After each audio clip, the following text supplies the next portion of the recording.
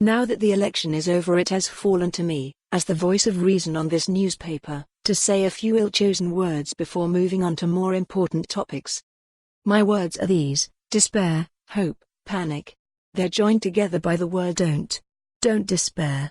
If you were disappointed this time, you'll get another chance in 5 years' time, British time, that is, unless you die of poverty in the meanwhiles.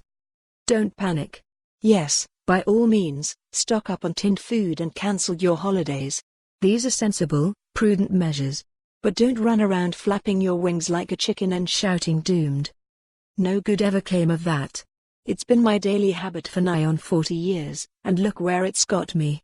I remember well the wise words of my wonderful primary school teacher, Miss McDonald: if you don't apply yourself, Robert, you will end up as a newspaper columnist.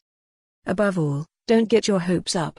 If you think all the shouting, acrimony and grievance are going away, you're in for a big surprise, particularly if you're unlucky enough to live in Scotland, as my researchers tell me many of you do. There's always a sense of otherness about being Scottish. We are not as other men. Always something not quite right about us.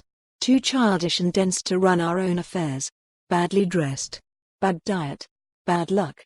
And that's before we get to the politics, which I don't intend discussing here, when I do not have strong drink before me. It felt even more otherly where I live. I didn't really want to vote but stoated down the road dutifully, with snow-capped mountains in the distance and a right lively sea jitterbugging about nearby. The internet news showed London polling stations with long queues, mainly of mushy-brained young people turning up to use their vote irresponsibly. But it was only me and one other middle-aged bloke at the village hall. For a while, they couldn't find my name on the register, and I entertained the hope that I could get away with not voting.